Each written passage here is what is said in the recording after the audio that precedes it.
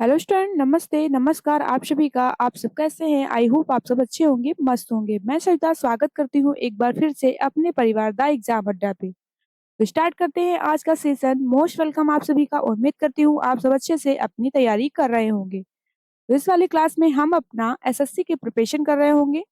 तो स्टार्ट करते हैं आज की शानदार क्लास को। पहला क्वेश्चन है हमारा, शिवालिक शैल समूह के दक्षिण में भंवर क्षेत्र उदाहरण है। ऑप्शन ए मध्य भूम स्थिति का, ऑप्शन बी अंतरा पर्वतीय स्थिति का, ऑप्शन सी गिरिपथ की स्थिति का, ऑप्शन डी अनुसमुद्री स्थिति का। चार ऑप्शन दिए हुए हैं, आपको एक राइट आंसर बताना है क्या होगा। तो चलिए देखते हैं, इसका राइट आंसर हो जाएगा ऑप्शन सी गिरिपथ की स्थिति का। हम देखते हैं ये उत्तर भारत के मैदान का सबसे ऊपरी भाग है। भंवर क्षेत्र शिवालिक से सटा हुआ है। तो चलते हैं अगले क्वेश्चन की ओर। सर्वाधिक तटीय अपरदन होता है। ऑप्शन ए लहरों में, ऑप्शन बी ज्वार भाटा से, ऑप्शन सी धाराओं से, ऑप्शन डी सुनामी लहरों से।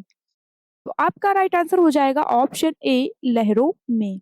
समुद्र की लहरों से सर्वाधिक तटीय अपरदन होता है, क्योंकि समुद्र की लहरें सदैव गतिमान रहती हैं और हम देखते हैं ये लगातार तट से टकराने के कारण ये ज्यादा अपरदन करती हैं।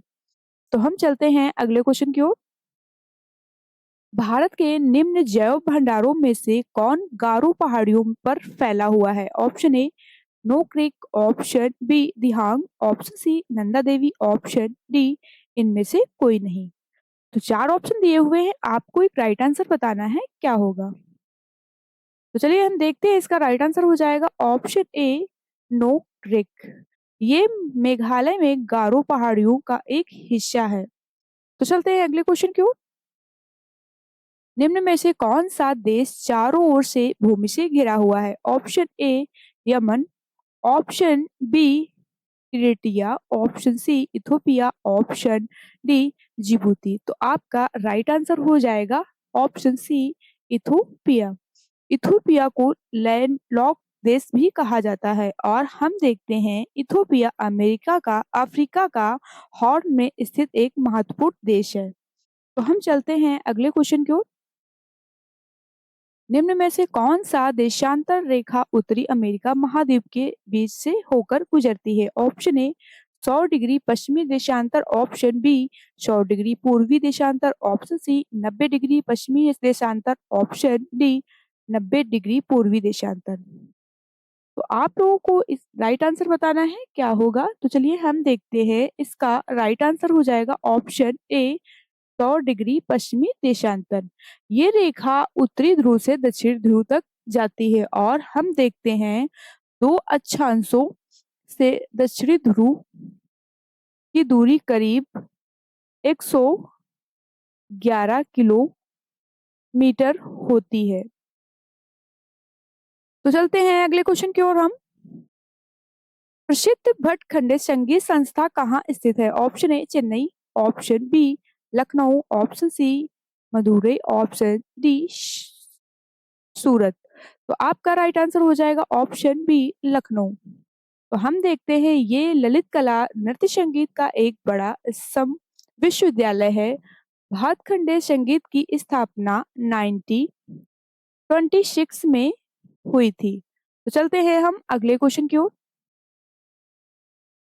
निम्न में से किस राज्य से सांची स्तूप यूनेस्को विश्व धरोहर स्थल स्थित है। Option A Bihar, option B Punjab, option C Madhya Pradesh, option D Rajasthan. तो आप लोगों को इसका राइट आंसर बताना है क्या होगा। चलिए देखते हैं, इसका राइट आंसर हो जाएगा ऑप्शन सी मध्य प्रदेश। भारत के सबसे पुराने बौद्ध स्मारकों में से एक है। इसे सम्राट अशोक ने तीसरी शताब्दी ईसा पूर्व में बनवाया था। तो चलते हैं हम अगले क्वेश्चन की ओर। भारत की 2011 की जनगणना के अनुसार निम्न में से कौन सा राज्य देश का दूसरा सबसे अधिक जनसंख्या वाला राज्य है। Option A Maharashtra, option B Gujarat, option C Madhya Pradesh, option D Rajasthan. तो आप लोगों को इसका राइट आंसर बताना है क्या होगा। तो चलिए देखते हैं, इसका राइट आंसर हो जाएगा ऑप्शन ए महाराष्ट्र। महाराष्ट्र में 55% आबादी ग्रामीण और 45% शहरी इलाकों में रहती है। महाराष्ट्र की राजधानी हमारी हो जाएगी मुंबई। तो हम चलते हैं अगले क्वेश्चन की ओर। नामदफा राष्ट्रीय उद्यान कहाँ स्थित है? Option A Arunachal Pradesh, option B Mizoram में, ऑप्शन सी मणिपुर में, ऑप्शन डी सिक्किम में। तो आपका राइट आंसर हो जाएगा ऑप्शन ए अरुणाचल प्रदेश में। ये भारत का चौथा सबसे बड़ा राष्ट्रीय उद्यान है। इसकी स्थापना 1983 में हुई थी। ये पूर्वी हिमालय में जैव विविधता का हॉटस्पॉट है। तो चलते हैं अगले क्वेश्चन की ओर। भूटान की आधिकारिक भाषा क्या है? तो चलिए देखते हैं भूटान के बारे में। तो भूटान की राजधानी हमारी हो जाएगी थिम्पू। और हम देखते हैं भूटान दक्षिण एशिया के पूर्वी हिमालय क्षेत्र में भारत और चीन के बीच स्थित एक देश है। तो चलते हैं अगले क्वेश्चन की ओर। निम्न में से कौन सा नृत्य रूप हिमाचल प्रदेश में लोकप्रिय है? ऑप्शन ए लाहो, ऑप्शन बी नाटी, ऑप्शन सी राउफ, ऑप्शन डी थोड़ा। तो आपका राइट आंसर हो जाएगा ऑप्शन बी नाटी। ये नृत्य कुल्लू जिले में से जुड़ा हुआ है। तो चलते हैं अगले क्वेश्चन की ओर। भारत चीन सीमा को कितने सेक्टरों में बांटा गया है? Option A 2, option B 5, option C 4, option D 3। तो आपका राइट आंसर हो जाएगा ऑप्शन डी 3। तो हमारा एक तो हो जाएगा पूर्वी क्षेत्र, और दूसरा मध्य क्षेत्र, और तीसरा हो जाएगा पश्चिमी क्षेत्र। भारत और चीन के बीच की सीमा हमारी 3488 किलोमीटर लंबी है। तो चलते हैं हम अगले क्वेश्चन की ओर। अंतरराष्ट्रीय न्यायालय कहाँ स्थित है? ऑप्शन ए चीन, ऑप्शन बी हेंग, option C Paris, option D New York. 4 विकल्प दिए हुए हैं, आपको एक राइट आंसर बताना है। तो चलिए देखते हैं। इसका राइट आंसर हो जाएगा ऑप्शन बी हेग। ये नीदरलैंड के हेग शहर में स्थित संयुक्त राष्ट्र का प्रमुख न्यायिक अंग है। इसमें 193 सदस्य सदस्य देश हैं। तो चलते हैं हम अगले क्वेश्चन की ओर। काइनरेम जलप्रपात किस राज्य में स्थित है? Option A Meghalaya, option B Mizoram, option C Kerala, option D Assam. तो आपका राइट आंसर हो जाएगा ऑप्शन ए मेघालय। ये मेघालय के पूर्वी खासी हिल्स जिले में चेरापूंजी से 12 किलोमीटर दूरी पर है।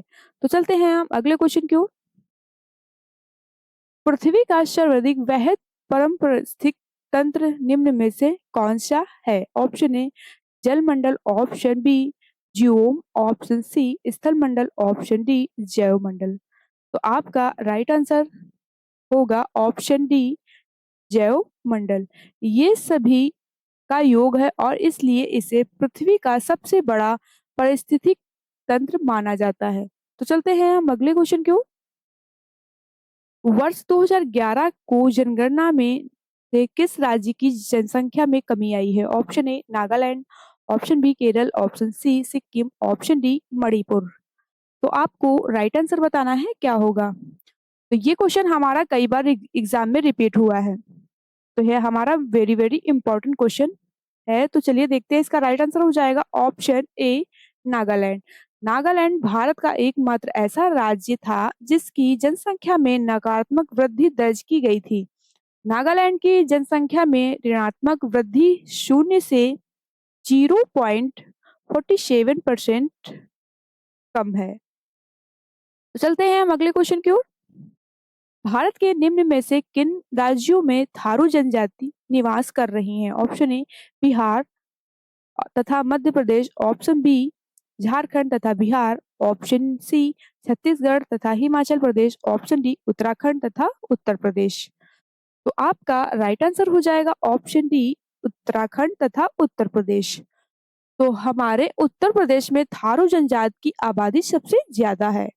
तो हम चलते हैं अगले क्वेश्चन की ओर।